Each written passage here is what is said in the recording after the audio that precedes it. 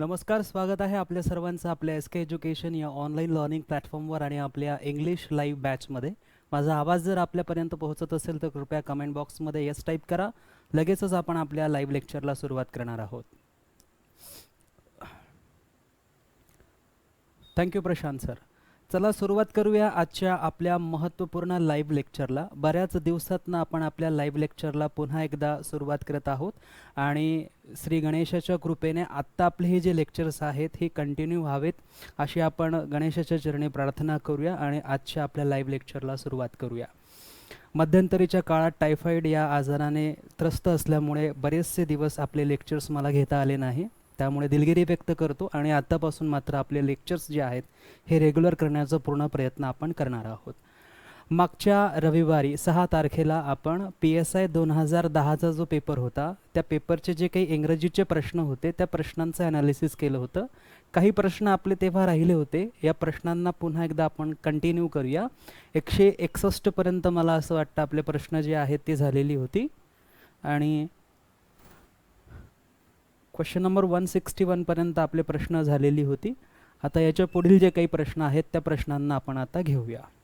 ठीक, चला पुढचा प्रश्न आपल्यासमोर आहे 162. Which of the following options refers to चॉफर.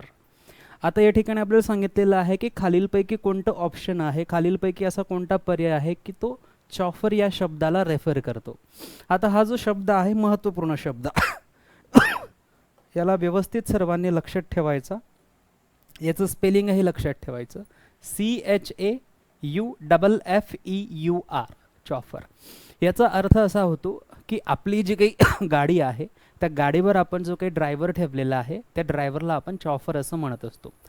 स्वतःची आपली गाडी आहे परंतु आपण ती न चालवता दुसऱ्याला जर आपण चालवायला दिलेली आहे किंवा आपण जर त्याच्यावर आपला ड्रायव्हर ठेवलेला आहे तर त्याला चॉफर असं म्हटलं जातं.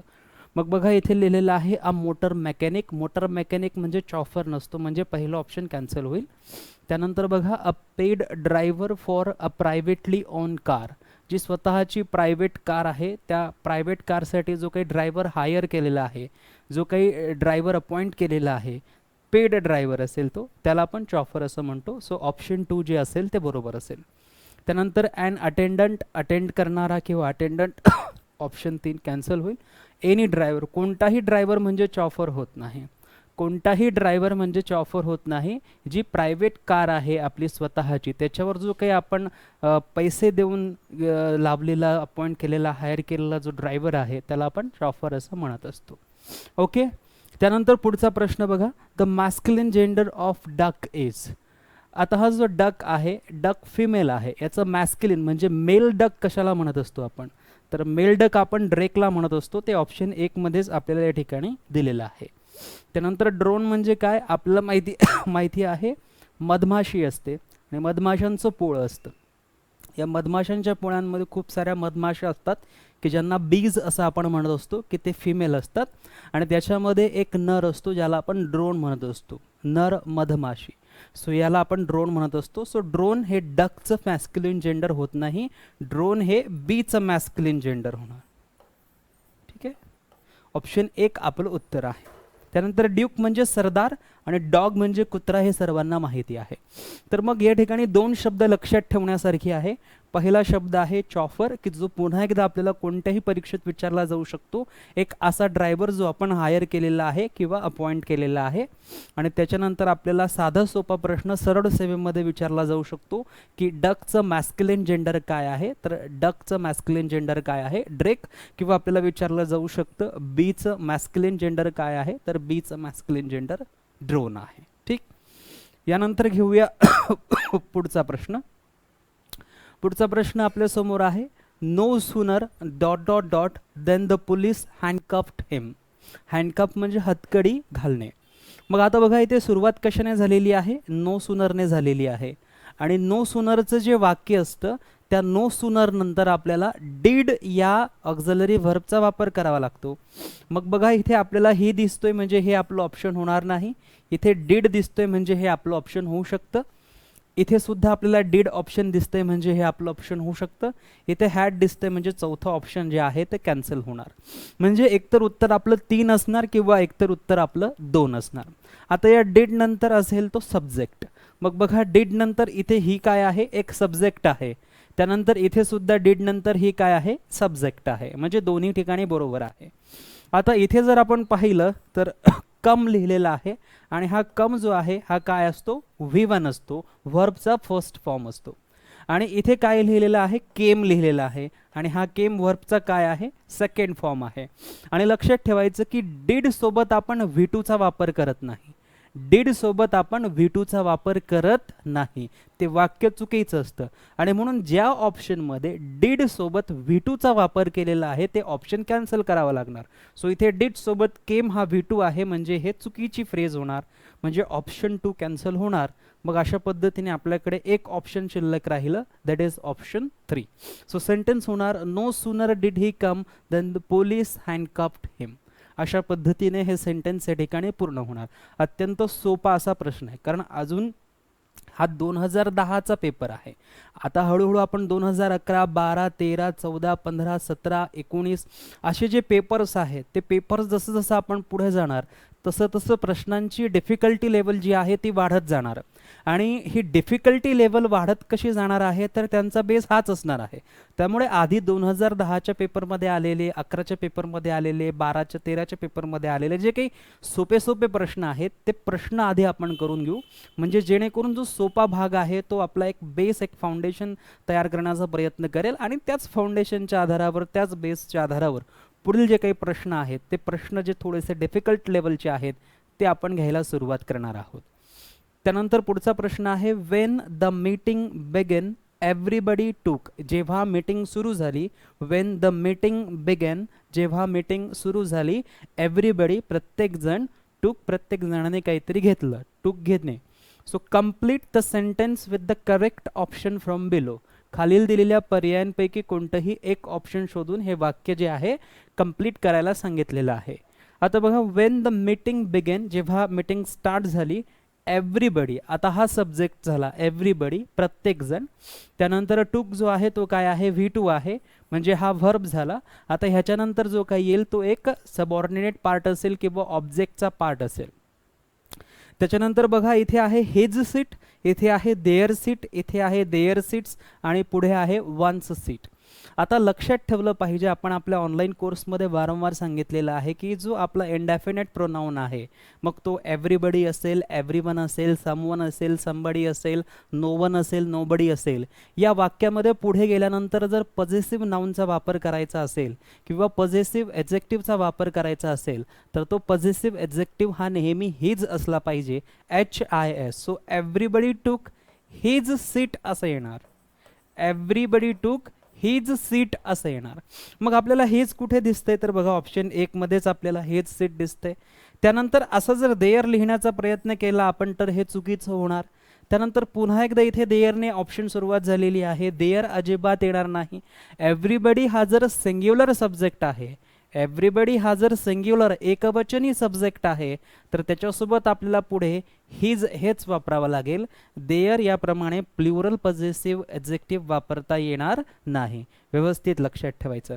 आणि वन्सचा वापर आपण केव्हा करतो, जेव्हा आपल्या वाक्याची सुरुवात वनने झाली असती. जर एव्हरीबडीच्या ऐवजी फक्त वन असं लिहिलेलं असतं तर आपण वन्स सीट ऑप्शन 4 हे या ठिकाणी घेतलं असतं, परंतु इथे एव्हरीबडीने सुरुवात झालेली आहे त्यामुळे ऑप्शन 4 ही आपल्याला घेता येणार नाही. So when the meeting begin, जेव्हा मीटिंगला सुरुवात झाली, एव्हरीबडी टूक हिज सीट, तेव्हा प्रत्येकाने आपलं आसन ग्रहण केलं, प्रत्येकाने आपली सीट जी आहे ती घेतली.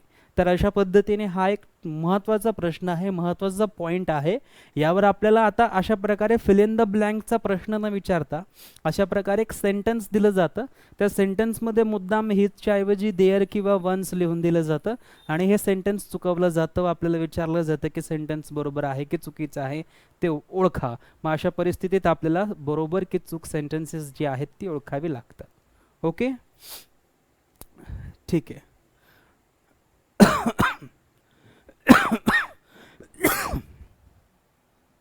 चला पुढचा प्रश्न घेऊया. पुढचा प्रश्न आहे, who can save our country question mark, आणि सांगितलेलं आहे which of the following options best represents the passive form from the above given sentence. हे जे वाक्य दिलेलं आहे या वाक्याचा करेक्ट पॅसिव्ह व्हॉइसमध्ये सेंटेन्स कोणता आहे किंवा करेक्ट पॅसिव्ह व्हॉइस असलेलं ऑप्शन कोणतं आहे. आता बघा, नेहमी लक्षात ठेवायचं सर्वांनी, जेव्हा आपल्या प्रश्नाची सुरुवात हूने होते आणि याचं ज्या वेळेस आपल्याला पॅसिव्ह व्हॉइस तयार करायचं असतं तेव्हा आपल्याकडे दोन ऑप्शन्स असतात. दोन वेगवेगळ्या प्रकारे आपण यांची सुरुवात करू शकतो. एकतर हूने आपण सुरुवात करू शकतो आपल्या पॅसिव्ह व्हॉइसची, किंवा बाय हुमने आपण आपल्या पॅसिव्ह व्हॉइसची सुरुवात करू शकतो. ओके, आता बघा, who can save our country आणि क्वेश्चन मार्क दिलेला आहे. प्रश्न आहे, प्रश्नार्थक वाक्य आहे, हू या शब्दाने सुरू होत आहे. हू या शब्दाने सुरू होणारं जे प्रश्नार्थक वाक्य आहे त्याचं पॅसिव्ह व्हॉइस आपण दोन प्रकारे करू शकतो. एकतर आपण हूने सुरुवात करू शकतो किंवा आपण बाय होमने सुरुवात करू शकतो. मग आपण हा हू जो आहे याने सुरुवात करून पाहिली आणि या हूच्या ऐवजी आपण बाय होमने देखील सुरुवात करून पाहिली. हा पहिला प्रकार आहे आणि हा दुसरा प्रकार आहे. ओके, आता आपल्याला काय करायचं आहे की हा जो व्हर्ब या ठिकाणी घेतलेला आहे कॅन, जो सपोर्टिंग व्हर्ब आहे तो सपोर्टिंग व्हर्ब आपल्याला घ्यावायचा असतो. सपोर्टिंग व्हर्ब काय आहे? कॅन. मग हा कॅन आपण या ठिकाणी घेणार आणि अगदी बाय हुम नंतर देखील आपण काय घेणार? कॅन घेणार. ठीक, आता बघा, who can save our country. आता हा जो सेव्ह आहे हा व्हर्ब आहे आणि हा जो आर कंट्री आहे, हा आर कंट्री काय आहे? ऑब्जेक्ट आहे. ठीक, हू काय आहे? सब्जेक्ट आहे. कॅन काय आहे? सपोर्टिंग व्हर्ब आहे. सेव्ह काय आहे? मेन व्हर्ब आहे. आर कंट्री काय आहे? ऑब्जेक्ट आहे. मग आता प्रश्नार्थक वाक्य जरी असलं तरी ऑब्जेक्टचा सब्जेक्ट बनवणं आपल्याला गरजेचं आहे. मग आता बघा, या ठिकाणी हू घेतला, इथे बाय होम घेतला, त्यानंतर कॅन सपोर्टिंग व्हर्ब जसाच तसा घेतला.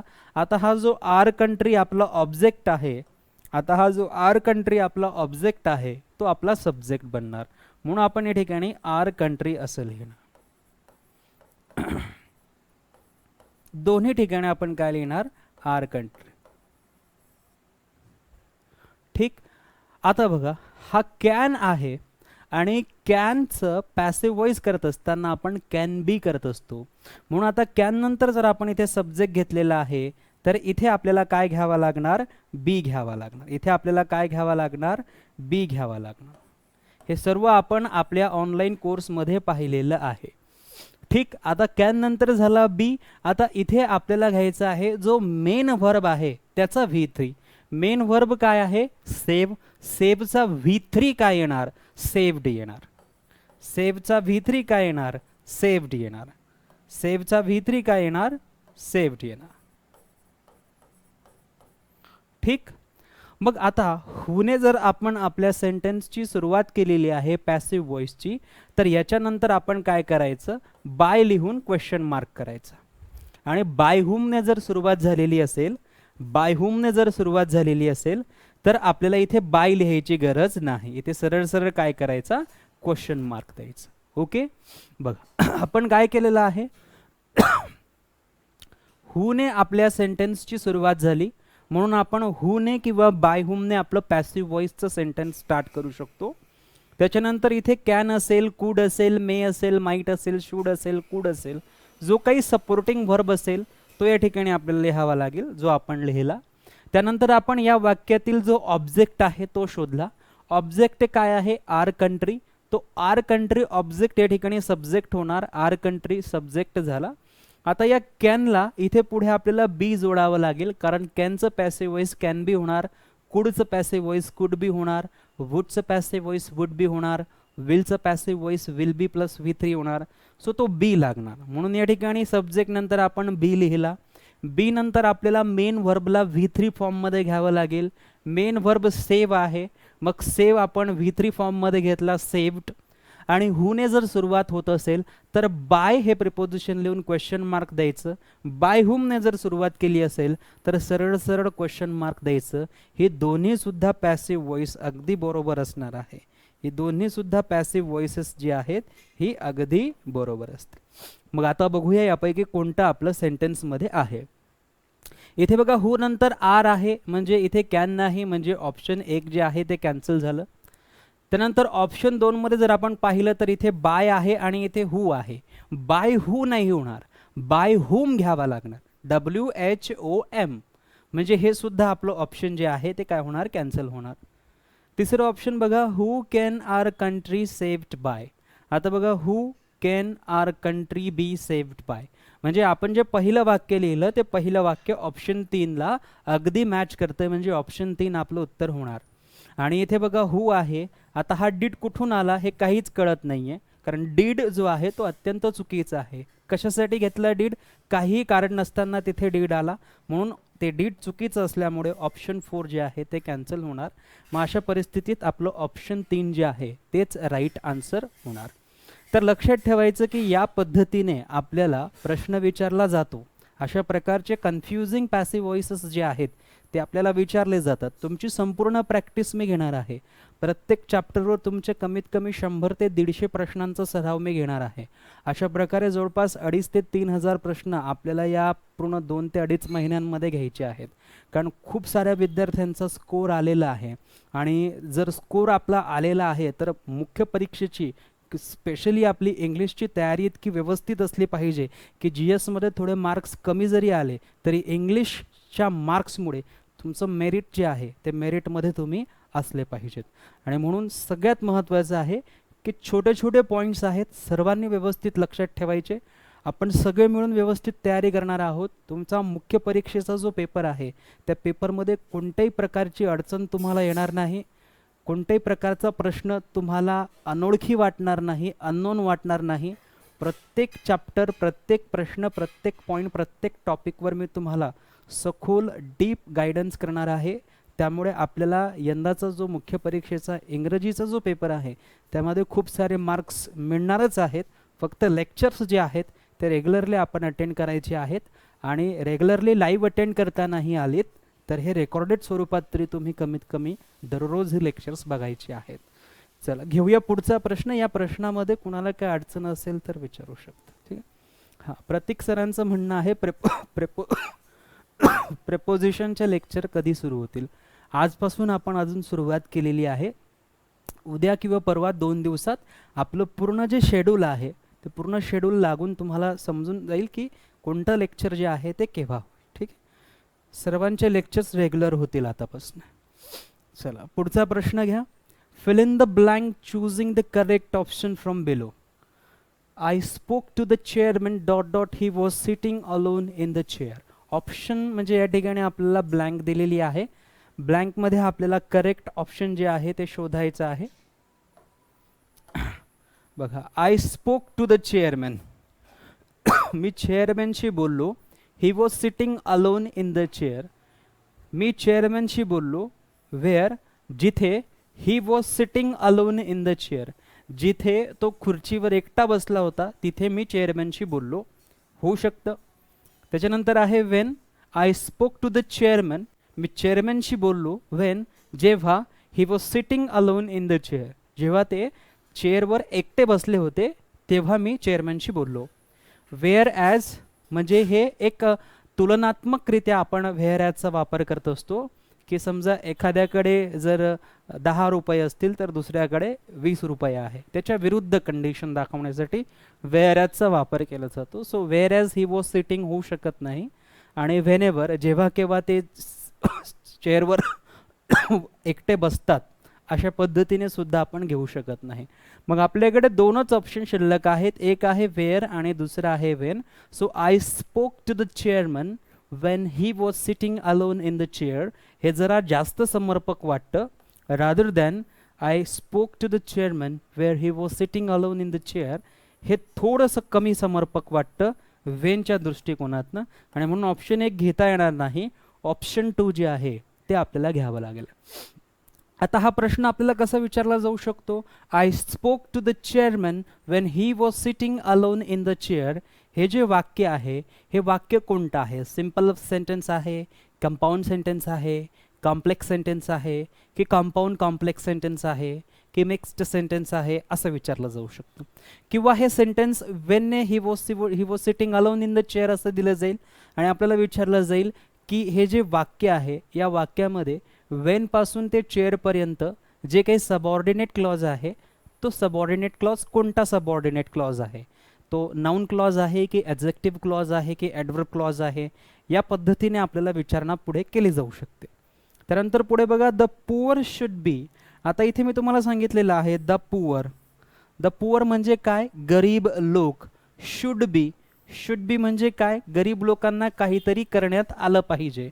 मग काय करण्यात आलं पाहिजे, फीड, फीडिंग, फेड आणि fades.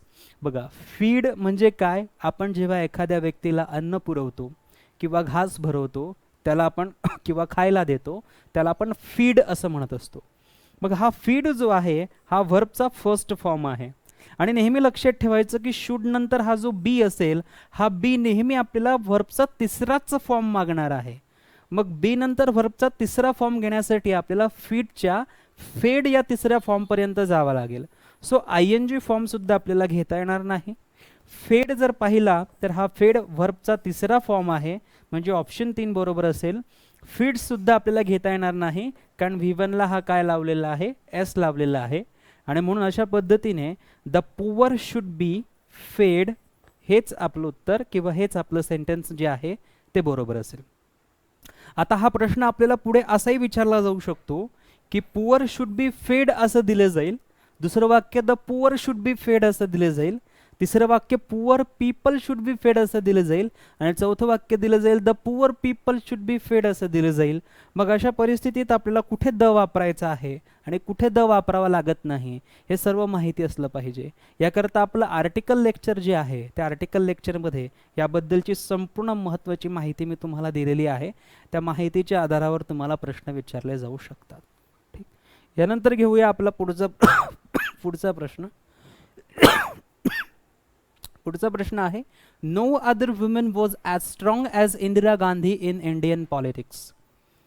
Choose from the given options. खालील जे ऑप्शन्स दिलेले आहेत, पर्याय दिलेले आहेत, the correct superlative from of underline word. आता अत्यंत सोपा आहे. हा जो स्ट्रॉंग शब्द आहे याला अंडरलाईन केलेला आहे आणि सांगितलेलं आहे की जो अंडरलाईन केलेला स्ट्रॉंग शब्द आहे त्याचा सुपरलेटिव्ह डिग्री कोणता असेल, त्याचं सुपरलेटिव्ह डिग्रीचं एक्झेक्टिव्ह कोणतं असेल. तर स्ट्रॉंगचं सुपरलेटिव्ह डिग्रीचं एक्झेक्टिव्ह कोणतं असतं, स्ट्रॉंगेस्ट असते, सर्वांना माहिती आहे. सो स्ट्रॉंगर कॉम्पॅरेटिव्ह येतं म्हणून ऑप्शन एक कॅन्सल. मोस्ट स्ट्रॉंग बोलता येत नाही, ऑप्शन 2 कॅन्सल. स्ट्रॉंगेस्टच येणार म्हणून ऑप्शन 3 बरोबर असेल. मोर स्ट्रॉंग आपल्याला म्हणता येत नाही. पुढचा प्रश्न घ्या. It is a quite place. Which of the following words indefinitely the word that has been incorrectly used in the above sentence. आता इथे बघा, it is a quiet place असं दिलेलं आहे आणि सांगितलेलं आहे की या सेंटेन्समध्ये कोणता शब्द चुकीचा आहे.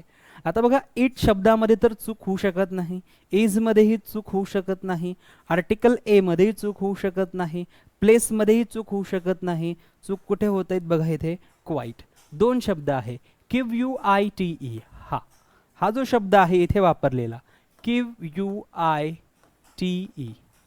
क्वाईट, आणि हा आहे QUIET. याचा अर्थ होतो शांत. क्वाइट आपण म्हणतो ना, keep quiet, keep quiet. So याचं pronunciation quiet, keep quiet, keep quiet, शांत रहा.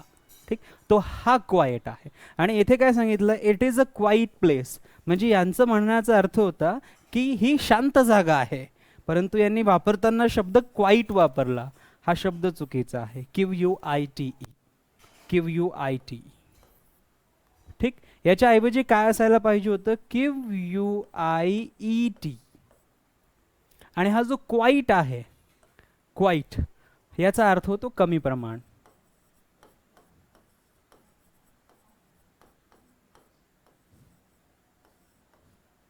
ठीक आहे, क्वाइट आपण म्हणतो ना, इट इज क्वाइट सफिशियंट. तो सफिशियंट म्हणजे पुरेसा किंवा कमी प्रमाणात असलेला किंवा जितकं प्रमाण हवं तितक्या प्रमाणात असलेला, तो हा क्वाइट आहे. आणि हा क्वाइट जो आहे याचा अर्थ होतो शांत. आणि म्हणून इथे जो क्वाइट शब्द वापरलेला आहे QUITE हा चुकीचा होता. आणि आपल्याला विचारलंच तेच आहे की शब्द कोणता चुकीचा आहे, तर शब्द हा चुकीचा होता. ओके, सोपा प्रश्न होता. त्यानंतर पुढचा प्रश्न घ्या. There is no time to lose. There is no time to lose. Which of the following option is the correct passive voice of the above sentence. आता या सेंटेन्सचा आपल्याला पॅसिव्ह व्हॉइस करायला सांगितलेलं आहे.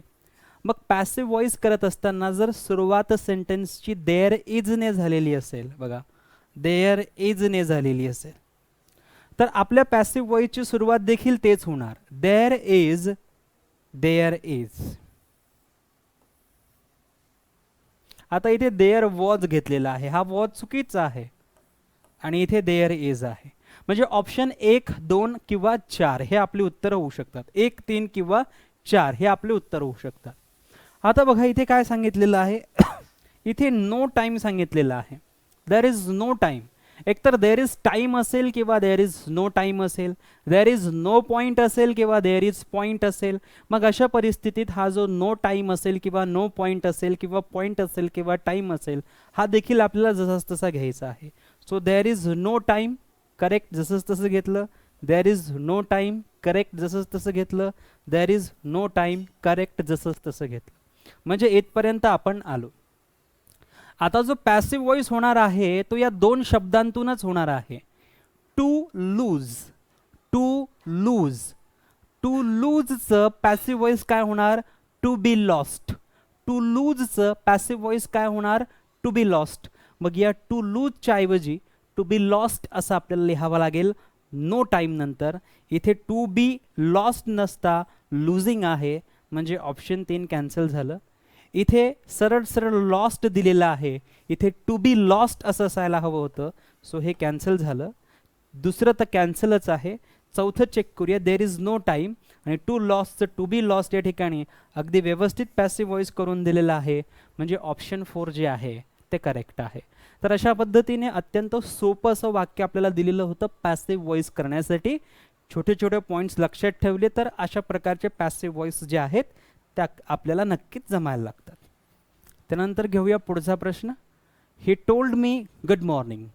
आता बघा, कुणी जर तुम्हाला गुड मॉर्निंग केलं, कुणी जर तुम्हाला गुड आफ्टरनून केलं किंवा कुणी जर तुम्हाला गुड इव्हिनिंग केलं, गुड नाईट केलं, तर ही एक प्रकारची विश असते किंवा ही एक प्रकारची ग्रीटिंग्स असते. कुणी जर तुम्हाला हॅपी दिवाळी असं म्हटलं, कुणी जर तुम्हाला हॅपी होली असं म्हटलं, कुणी जर तुम्हाला हॅपी बर्थडे असं म्हटलं, तर हे तुम्हाला विश केलेलं असतं. ठीक आहे, एकतर ग्रीट केलं जातं किंवा विश केलं जातं. मग बघा, जेव्हा आपल्याला he told me double inverted कॉमामध्ये good morning, good evening, good night, good afternoon अशा प्रकारे दिलं जाईल, हॅपी होली दिलं जाईल, हॅपी बर्थडे दिलं जाईल, त्यावेळेस ही टोल्ड मीचं सरळ सरळ एकतर विशमध्ये रूपांतर होईल, ही विश्ड मी किंवा ही ग्रीटेड मी. आता हा जो ही टोल्ड मी आहे, टोल्डच्या ऐवजी ही विश्ड मी किंवा ही ग्रीटेड मी. मग बघा, इथे टोल्ड मी लिहिलेलं आहे, इथे टोल्ड मी लिहिलेलं आहे. Option 1, option 2 cancel. इथे काय लिहिलेलं आहे, विश लिहिलेलं आहे. इथे काय लिहिलेलं आहे, कमांडेड लिहिलेलं आहे. कमांडचा अर्थ काय होतो, आज्ञा देणे. कमांडचा अर्थ काय होतो, ऑर्डर देणे. म्हणजे हे चौथं ऑप्शन देखील कॅन्सल होतंय.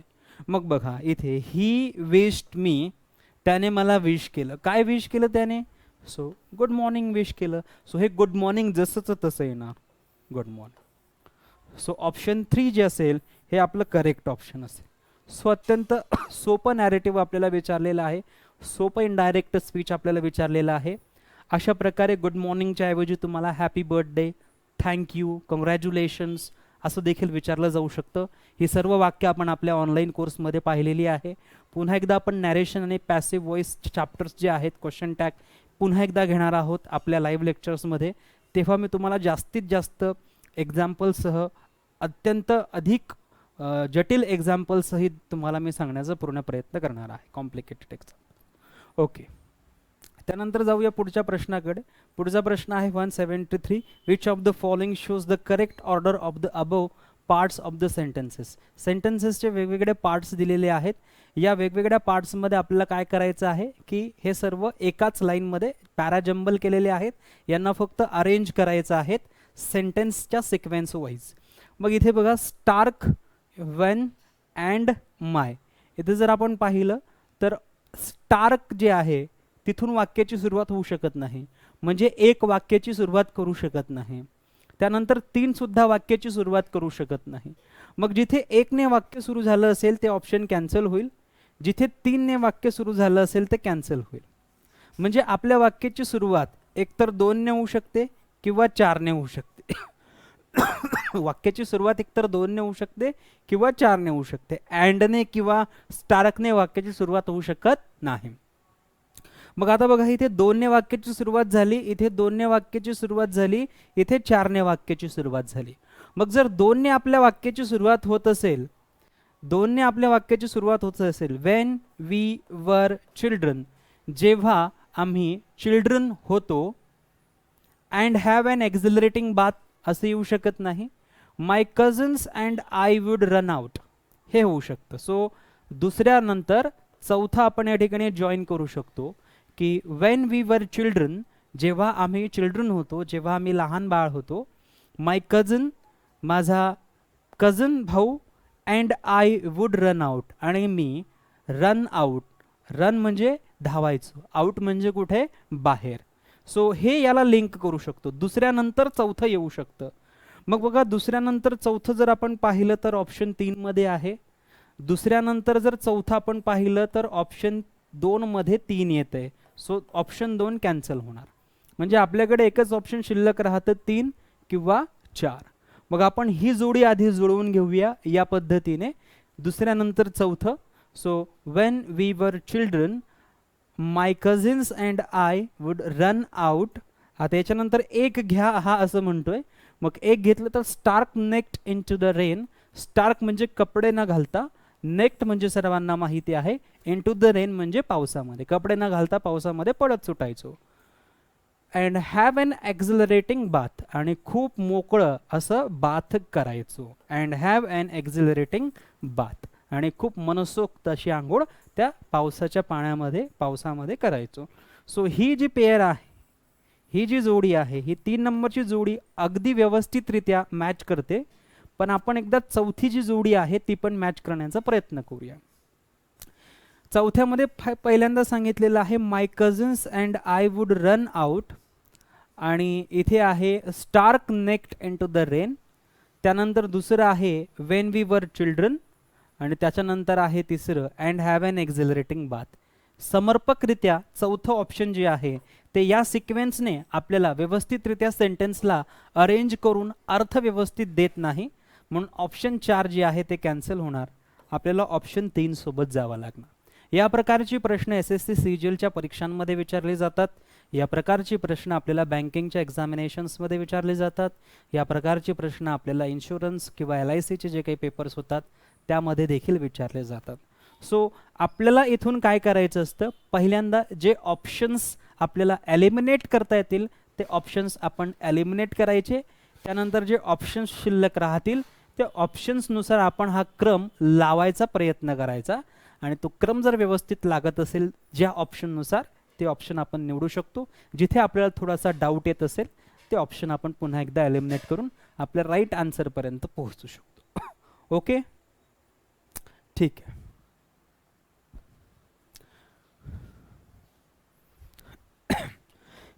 पुढचा प्रश्न, there is no difference dot dot dot you and me in for among between. अत्यंत सोपा प्रश्न आहे. देयर इज नो डिफरन्स, तुझ्यात आणि माझ्यात काही फरक नाही. यू अँड मी, किती व्यक्ती आहेत, 2 व्यक्ती, एक आहे तू, दुसरा आहे मी. 2 व्यक्तींमध्ये असलेला डिफरन्स. सो 2 व्यक्तींमध्ये साठी इन वापरत नाही, फॉर वापरत नाही, अमंग 2 पेक्षा जास्त व्यक्तींसाठी, बिटवीन फक्त 2 व्यक्तींसाठी. सो ऑप्शन 4 आपलं राईट आन्सर असेल. सर्वांना याचं उत्तर जमलं असेल. त्यानंतर बघा, please put down what you have to say. Please put down what you have to say. Please put down कर, तुला जे म्हणायचं आहे ते. मग या ठिकाणी सांगितलेलं आहे की पुट डाऊनला अंडरलाईन केलेली आहे, आणि पुट डाऊन या शब्दाचा अर्थ काय होतो. सो पुट डाऊन या शब्दाचा अर्थ काय होतो, रीड. पुट डाऊन या शब्दाचा अर्थ काय होतो, स्पीक. पुट डाऊन या शब्दाचा अर्थ काय होतो, राईट.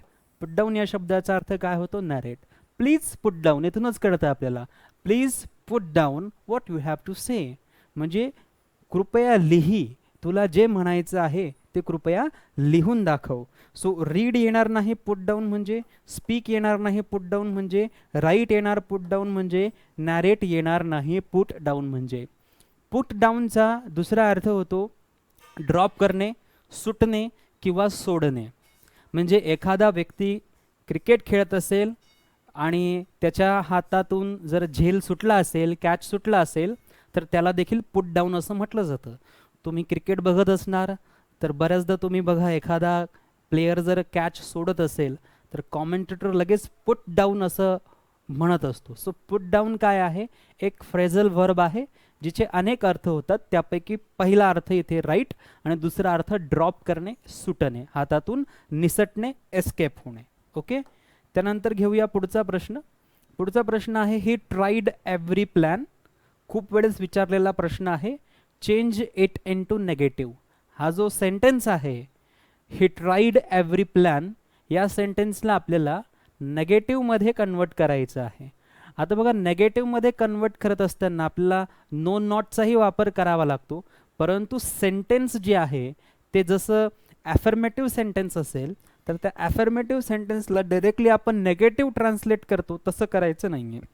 इथे आपल्याला काय करायचं आहे की हे सेंटेन्स जे आहे हे सेंटेन्स नेगेटिव्ह स्ट्रक्चरमध्ये लिहायचं आहे आणि ज्या ही ट्राईड एव्हरी प्लॅन या सेंटेन्सचा जो अर्थ होतो अगदी तोच अर्थ याला नेगेटिव्ह बनवल्यानंतर झाला पाहिजे. म्हणजे काय की हे वाक्य आपल्याला नेगेटिव्ह स्वरूपात लिहायचं आहे, परंतु या वाक्याचा अर्थ बदलायला नको. वाक्याचा अर्थ न बदलता याला आपल्याला नेगेटिव्ह करायचं आहे. मग बघा, आपण काय करत असतो की जो सब्जेक्ट असतो तो सब्जेक्ट जसाच तसा घेत असतो. म्हणून सब्जेक्ट आपण जसाच तसा घेतला. आता बघायचं की याच्यानंतर ऑक्झिलरी व्हर्ब आहे की डायरेक्टली व्हर्ब दिलेला आहे. मग आपण पाहू शकतो इथे ट्राईड दिलेला आहे आणि हा ट्राईड काय आहे? व्हर्बचा सेकंड फॉर्म आहे. बघ आता ट्राईडच्या विरुद्ध अर्थाचा शब्द कोणता आहे? ट्राय या शब्दाचा विरुद्ध अर्थाचा शब्द कोणता आहे? जर ट्राईड हा V2 आहे आणि याचा अर्थ होतो प्रयत्न केले, तर प्रयत्न न केले याचा दुसऱ्या अर्थाचा शब्द, विरुद्ध अर्थाचा शब्द जो होणार तो होणार अनट्राईड. ट्राईडच्या विरुद्ध अर्थाचा शब्द काय होणार? अनट्राईड. म्हणून आपल्याला शोधायचं आहे की 4 ऑप्शनमध्ये कुठे आपल्याला अनट्राईड हा शब्द मिळतोय.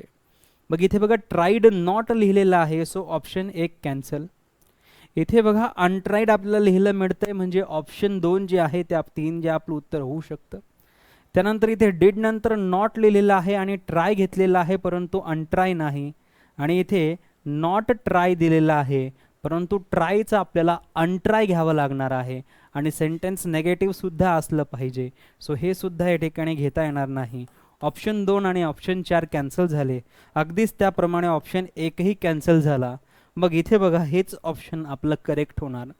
सो ही आता हा जो एव्हरी आहे, एव्हरी म्हणजे प्रत्येक, आणि प्रत्येकच्या विरुद्ध कोणता शब्द होणार? नो.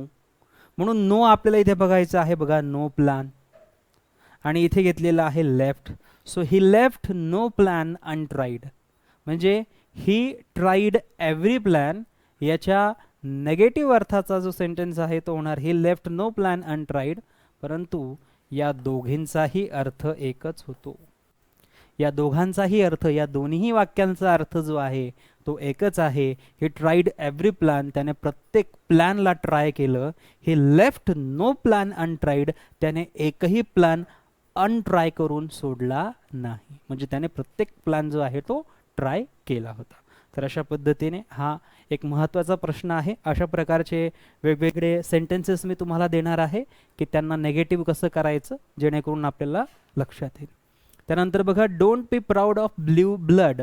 ब्ल्यू ब्लड म्हणजे नोबल पर्सन. आपण आपल्या एडियम्स या लेक्चरमध्ये कलर बेस जे एडियम्स आहेत, ब्ल्यू कलरने असलेले, पिंक कलरने असलेले, ब्लॅक कलरने असलेले, व्हाईट कलरने असलेले जे काही एडियम्स आहेत, त्या इडियम्समध्ये ब्ल्यू कलरचे जे इडियम्स आहेत त्यामध्ये ब्ल्यू ब्लड हा इडियम घेतलेला आहे. आणि ब्ल्यू ब्लड या इडियमचा अर्थ होतो नोबेल प्रोफेशन किंवा नोबेल पर्सन. सो या ठिकाणी आपण जर पाहिलं तर नोबेल प्रोफेशन ऑप्शन 4 मध्ये आपल्याला दिसत आहे. Okay, so once in a blue moon अशा प्रकारचाही आपण इडियम त्या ठिकाणी पाहिला होता. Once in a blue moon म्हणजे रेअरली, कधी कधी.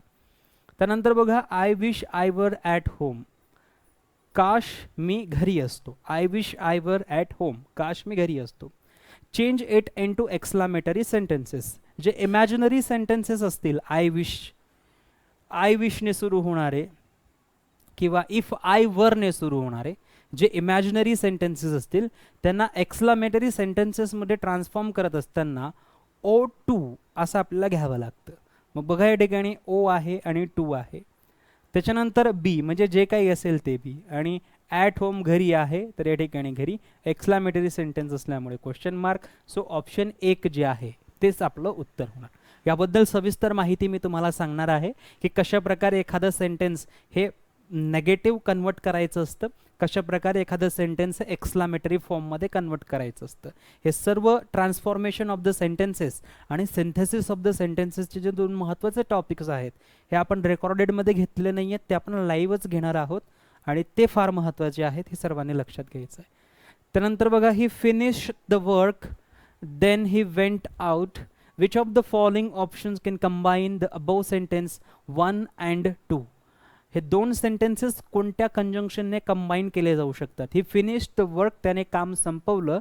देन ही वेंट आउट, त्याच्यानंतर तो बाहेर गेला. मग बघा आफ्टर आहे, फॉर आहे, टिल आहे, बट आहे. बट येऊ शकत नाही, टिल येऊ शकत नाही. He finish the work for then he went out होऊ शकतं का नाही, हे सुद्धा होऊ शकतं. He finish the work after he went out हे होऊ शकतं. म्हणून ऑप्शन 1 जे आहे ते आपलं राईट ऑप्शन असेल. सोपा प्रश्न होता, अशा प्रकारचा प्रश्न जनरली आपल्याला विचारला जात नाही. आता त्यानंतर बघा हाऊ इज ही, हा खूप सोपा प्रश्न आहे. Which of the following punctuation Mark would be appropriate at the end of the above sentence.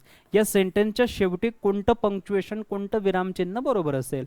So how is he नंतर सिम्पली सगळ्यांना माहिती आहे क्वेश्चन मार्क असेल.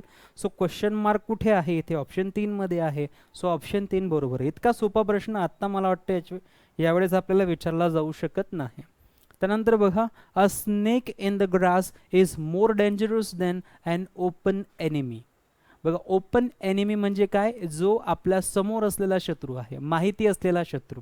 आणि snake in the grass, snake in the grass म्हणजे काय आहे, एक हिडन एनिमी, एक असा दुश्मन की जो अज्ञात आहे, एक असा दुश्मन की जो अजाण आहे, आपल्याला त्या दुश्मनबद्दल, त्या एनिमीबद्दल माहिती नाही. So hidden enemy.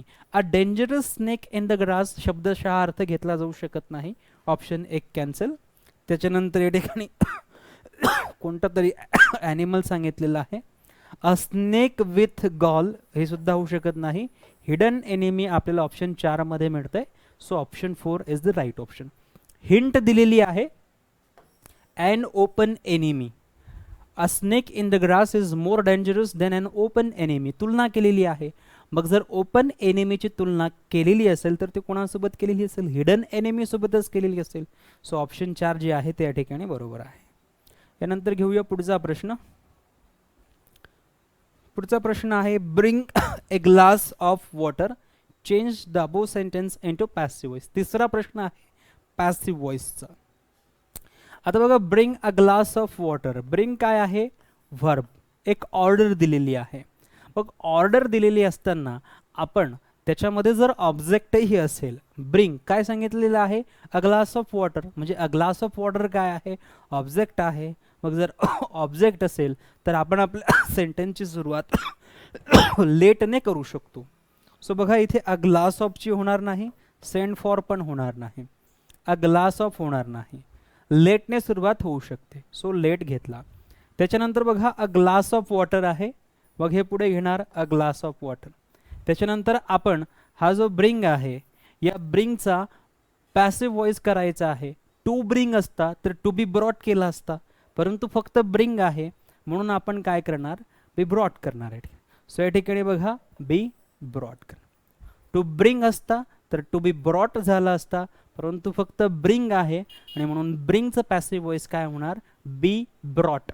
सो या ठिकाणी बी ब्रॉट आहे. सो ऑप्शन 4 जे आहे ते आपलं उत्तर बरोबर आहे.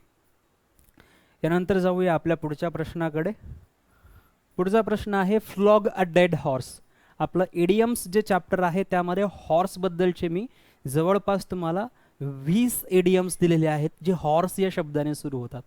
हॉर्स ट्रेड आहेत, हॉर्स बार्किंग आहे, त्याच्यानंतर फ्लॉगिंग अ डेड हॉर्स आहे, त्याच्यानंतर आपण जर पाहिलं तर या ठिकाणी बीट द डेड हॉर्स असं देखील आहे.